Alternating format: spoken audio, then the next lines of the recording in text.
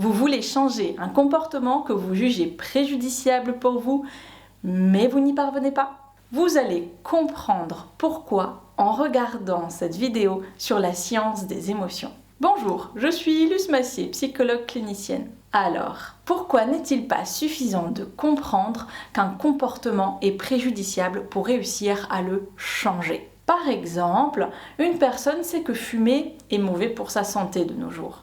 C'est écrit partout, y compris sur les paquets de cigarettes. Mais cette personne continue de fumer.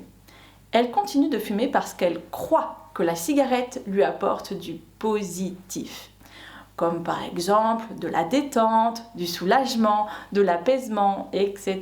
Il y a donc une différence entre ce qu'elle sait et ce qu'elle croit. Ce qu'elle sait correspond à un mouvement conscient. Elle sait que fumer n'est pas bon pour elle. Ce qu'elle croit correspond à un mouvement inconscient.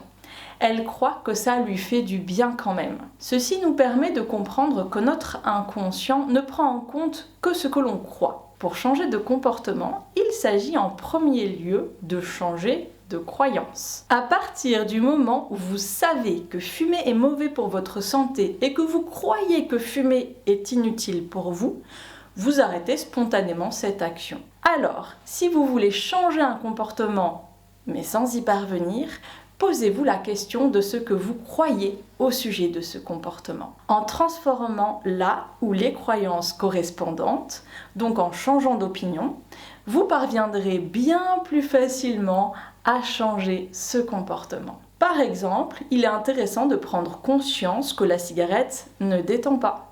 Quand une personne ressent de la détente en fumant, c'est le résultat d'une autosuggestion. Mais en tant que tel, le tabac n'a aucun effet relaxant ou apaisant. Merci de m'avoir suivi jusqu'ici, je vous dis à bientôt pour une nouvelle vidéo.